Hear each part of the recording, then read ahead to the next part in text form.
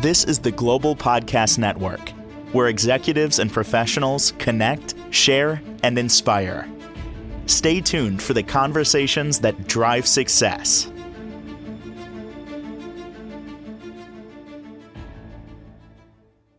Yeah, it truly is one of those things that we take for granted when you go somewhere and you have a certain feel. Let's say you go to the gym and it's bright and airy and light, a lot of space, and it's like, this just feels good. I like going here. Or let's say it's a shopping area and you've got a certain vibe coming at you from that. It's not a coincidence, it's intentional. And we're going to talk with somebody that puts the intention into it from the design side. She specializes, her team does, and herself on commercial areas, designing, redesigning, making them fun, making them airy, making them feel good. She's the woman behind MSA Interiors, Marcy Sagel, back on the program with us. How is everything in your world today?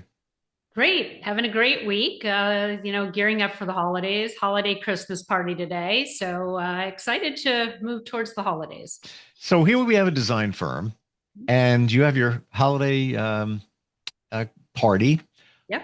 Where do you do that? Like, where do you go to a restaurant? Do you do it in your facility? We have it at a restaurant because I have a lot of in-house people and then I have a lot of remote workers. So we have a lot of people that fly in to come to the Christmas party. Yep.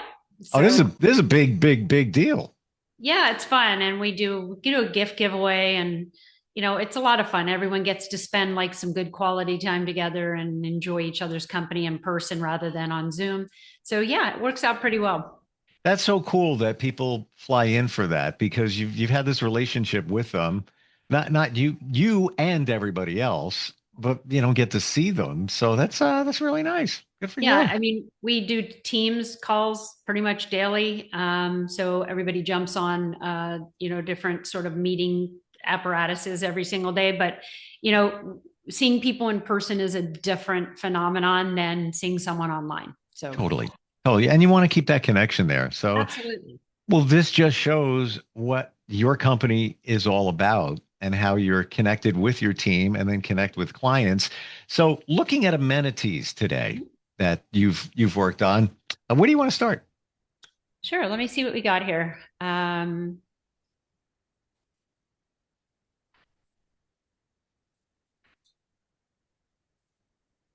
I got to tell you, every time I go somewhere now in a commercial space, I think of you.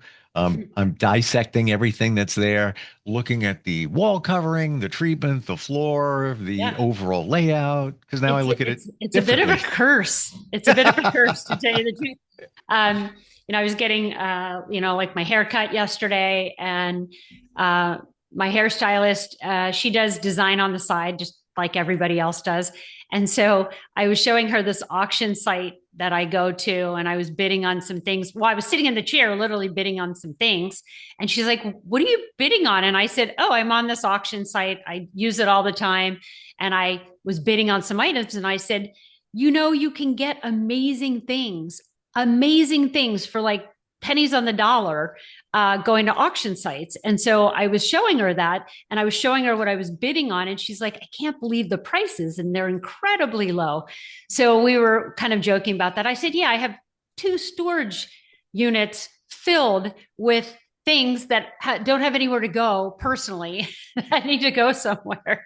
So yeah, it's a bit of a curse. I wonder if it's anything like this. So I worked with somebody in this building on the other side of the glass, right in front of me.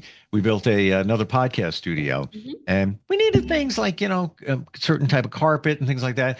So he just bid on like a storage container, and you never know what you're going to get. Like incredibly low priced, a little basic description. And in that, we got a lot of stuff that we needed. And there's a lot of other stuff we don't need that's in storage or, put it on Facebook Marketplace or whatever, but fraction. I mean, I have in the office here, we have this old church, which is where our office is. You can see the church window in the back. Totally. From the 1840s. And it's a super cool building. I love it. But I have garages in the back of the church. And so filled with stuff. And, it's, I've got bolts of fabric, and I've got, antique, whatever, I don't even know what in there. And, I had a million like white high-end desk chairs. Okay. And, you know, I just ended up calling one of my, I sent a message out to my entrepreneur group and I'm like, does anybody need any conference or desk chairs? Because I have about 20 of them to give away. And I must have gotten 15 people responding sort of right away. And they came and picked them up and off they went. And I had the space back. So it was great. Wow. Yeah. And you know what? That stained glass oval window in back of you, I've seen a number of times since we've gotten together Yeah. and wondered what was going on. So now we know. Yeah. Wow. There's a certain charm, isn't it? Like, not that it's a church, but an older building. There's just something there, right? I love it. It spoke to me. And I always say when you're buying real estate, it speaks to you. So I drove past it and I always wanted to have a unique office space.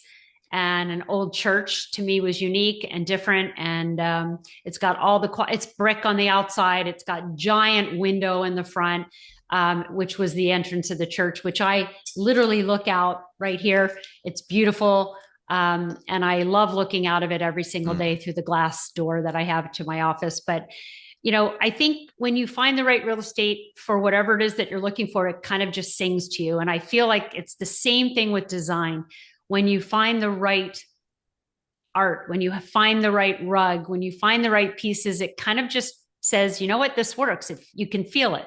So I'm going to pivot for just a moment. Yeah. We're going to talk about amenities and design there and everything, but you also do a lot of real estate and investing. And just this morning at the gym, I was talking with my friend who does real estate, some business brokering as well. I do some real estate marketing, helping real estate agents market properties and even people just selling their houses. And I'm hearing a lot of talk about how things are going to somewhat radically change the middle of next year in terms of pricing, availability, certainly the insurance, not the insurance, the interest rate is going to be coming down a little bit. What are you feeling?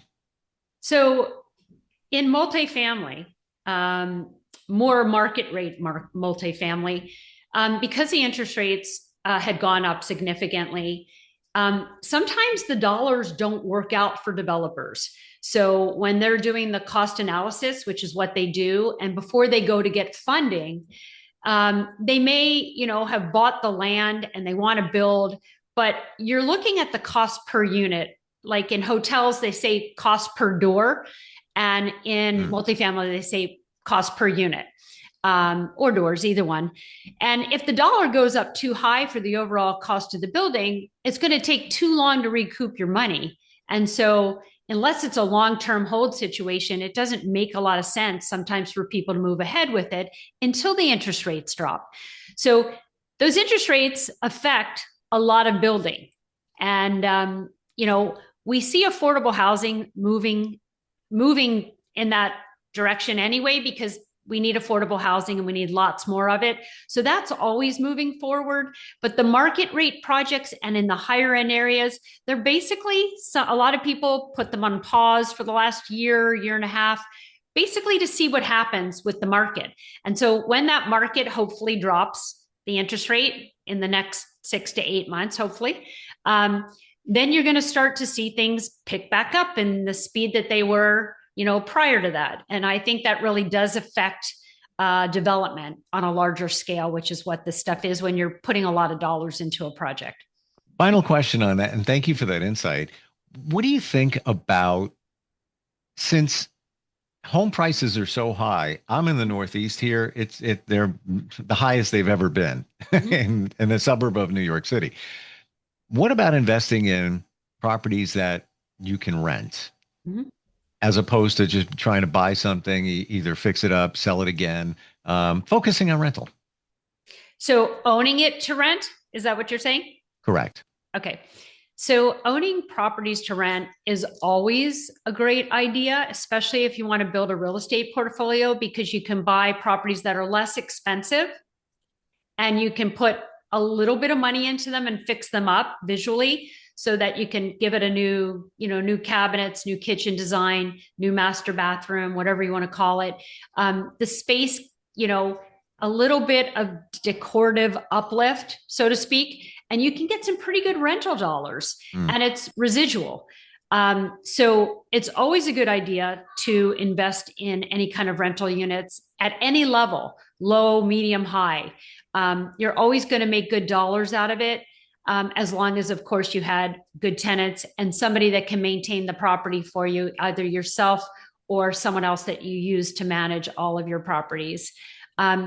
It's important to have somebody that can do the maintenance on your properties without having to go out and seek somebody new every single time. So what I tell people is if you're going to do rentals, have your list of fix-it people ready to go.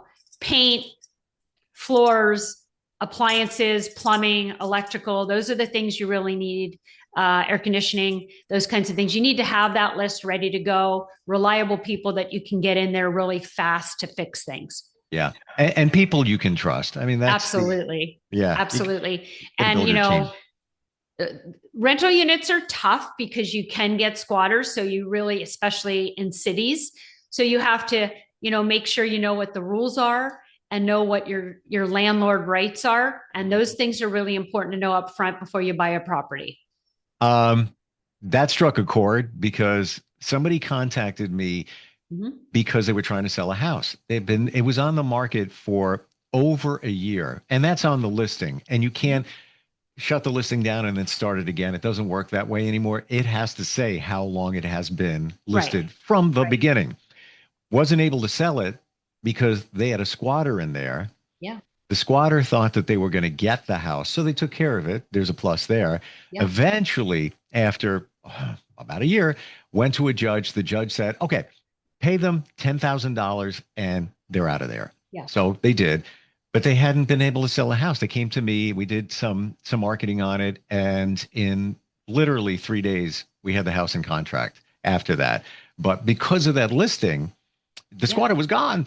But they were doing open houses on the weekend, full weekend, 2 days. One person would show up, nothing going on, no traction because of that squatter and because the listing said on the market for, almost 400 days. Yeah. Crazy. It's interesting. I'm in an entrepreneurs group, and there's a lot of real estate investors in my entrepreneurs group. But one of the guys, his business is basically the rentals that we're talking about. Okay. So he's got lots and lots and lots of them. And he bought a house, and literally within a day of him buying it, there was a squatter. Oh. And so he has a new sort of direction of what he does when there's a squatter in there. He doesn't spend the money anymore legally. What he does is he goes to the person and he offers them a certain amount of money. He said, you've got 24 hours to make a decision. I will have the cash to you tomorrow. You have to be out. And there's no negotiating. This is what it is. You have 24 hours and that's it. And he's found that really, really works. And it's not 10,000. He offers them a much less sum usually for a city house. But, he gives them the money in cash and they leave very effectively. And most of the time they leave it in pretty good condition. So painful. It's painful. You make an investment, and that law, the squatters' rights law, varies from state to state. Absolutely. Absolutely. And it's pathetic that we have to deal with that, believe it or not. I had a developer that bought a property, and the property included 14 townhouses, high-end townhouses, all going for close to $1 million at the time, which was a while ago. And when he bought the property, he bought them at an auction. It came with another property next to it, which he built a multifamily apartment building. But the townhouses had really high-end appliances in them, really high-end. And he went to go take a look and do a walkthrough. Within an hour of the auction, all appliances were taken out of all the units. Wow. Yeah. So he called me and he said, I need an alarm company and a camera company right away that can come out right away. I gave him a number. He sent somebody out there, got it all done, and insurance covered it, of course. And he had to get all new appliances for, all of the units. And it was pretty insane, because he had just done the walkthrough with the auction company and then buys it. And within that period, someone took all the appliances. So yeah. Wow. Well, fortunately, he had the insurance in place. Yeah. Some may not have got that done because of the transaction moving so fast, but wow. Okay. Let's spin it over now to from real estate to redesign. And what should we look at today? So just basically different amenity spaces. I will just pull up a few different things. This is sort of an unusual piece. This art piece in the back are all bicycle parts. And I could see that. basically, yeah, I mean, you don't notice that until you actually look at it really closely. And the reason that we did this is this is a pathway to a bicycle path that's very, very popular in Washington, D.C. And so they wanted to have this through the walkway, something that said bicycles. So we basically had all of these bicycle parts sprayed black and put into sort of this like art piece that we created on the wall, just as something different and just kind of a fun little statement piece. Amazing. And so creative and artistic by spray painting them black. And even with the wheels of the bikes, there's different sizes, obviously adult size wheels, bigger, smaller ones, children's bikes, and all the parts. What this says is there's art in everything. It's how you put it together. Absolutely.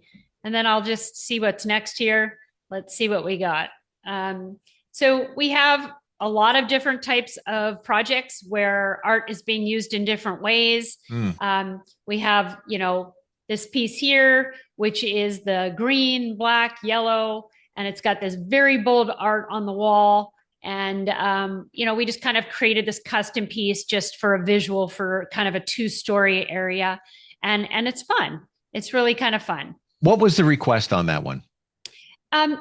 This is in Virginia in a very high-end neighborhood that is literally adjacent to a very, very popular shopping site, an outdoor shopping center that is, has lots of high-end specialty retail stores. And this is a place for, it's a higher rent, but it has a lot of amenities, and I can probably click on it. Let's see what we got here. Let's see. Oh yeah, here we go. So you can see the 2-story artwork happening here. And it just gives you some visual, that makes it a little bit more unique and creative. And then I'll click on this. This is the mail area.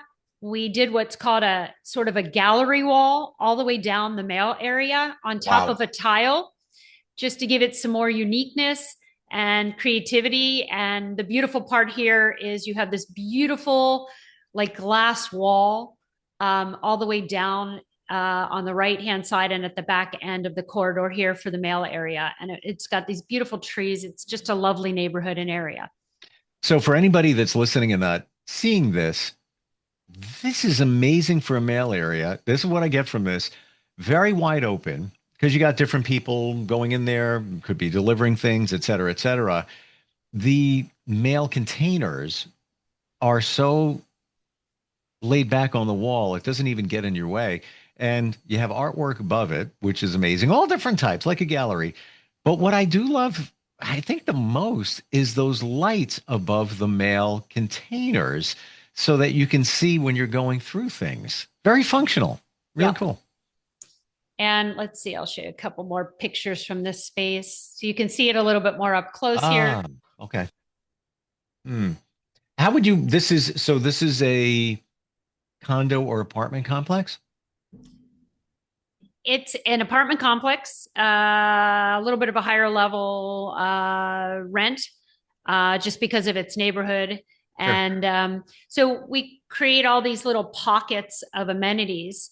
And this building has a more open concept, what I call, the polished concrete in a lot of different areas. And it just has a lot of that mixed into the building.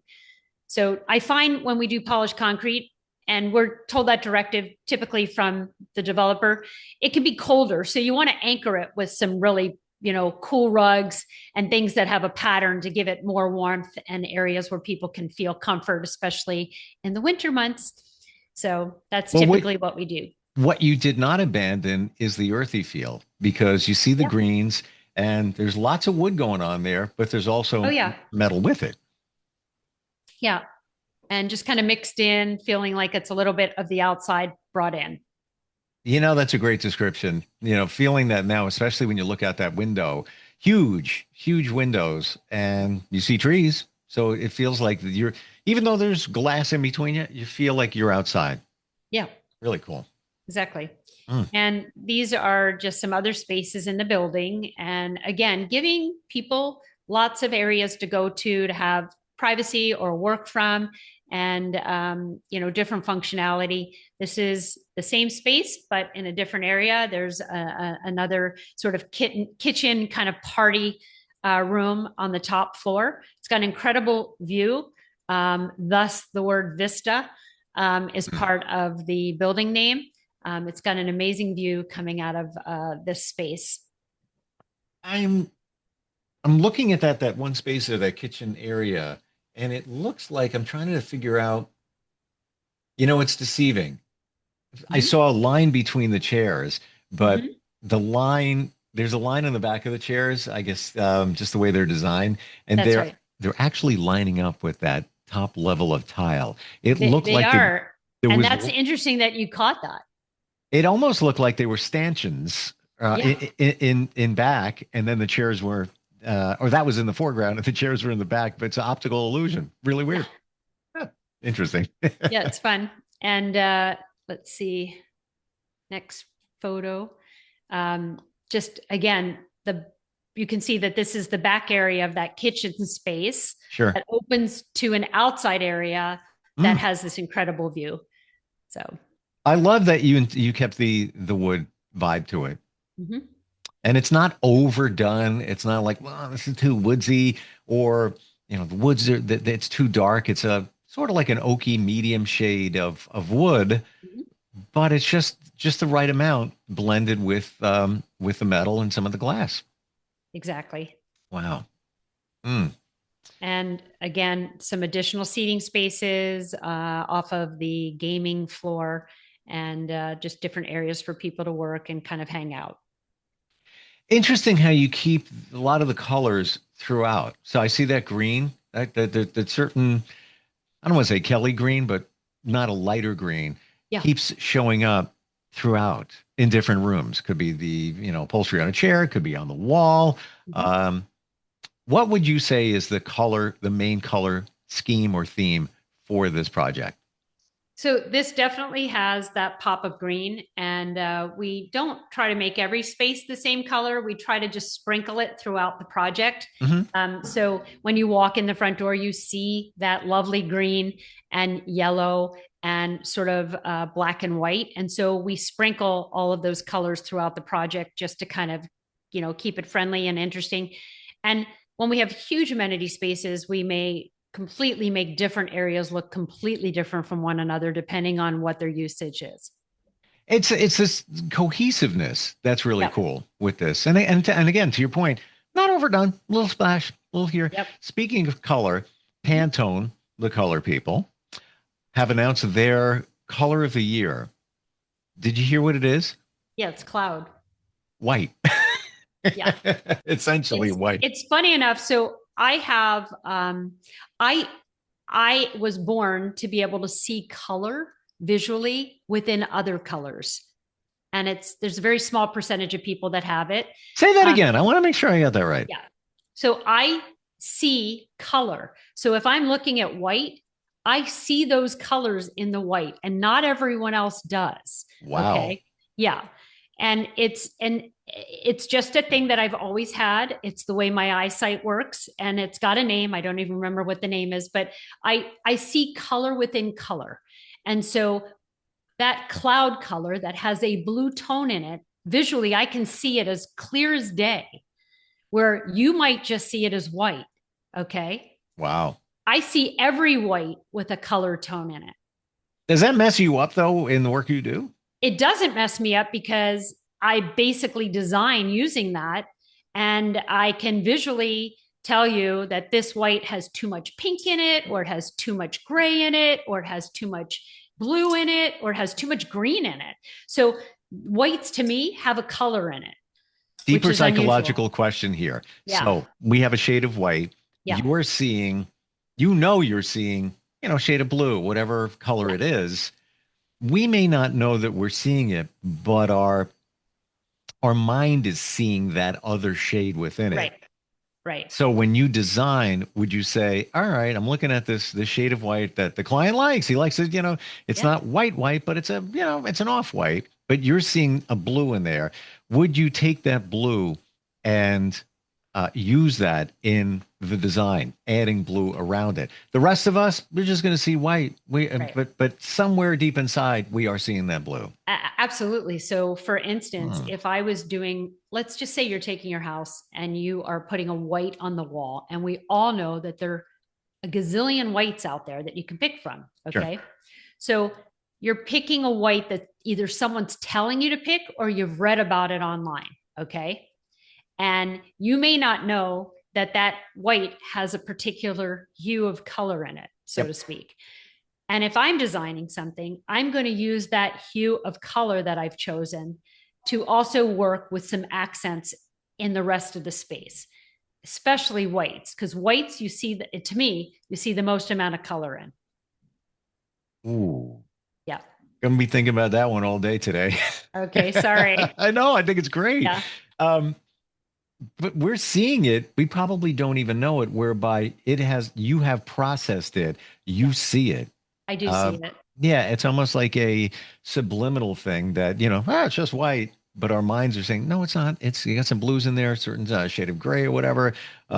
Fascinating. And by the way, even in my office with all kinds of people that are trained, highly trained, okay, highly, have every credential possible to mankind, I see more color than they do. So when they're showing me something and I'll say, hey, that has a lot of green in it. And they're like, I don't see green. I'm like, hold it up to the light. And in certain light, you can then see it, which is why it's so important, especially residentially, to pick color paint in the space and in the wall and in the lighted area that you're actually going to use it in.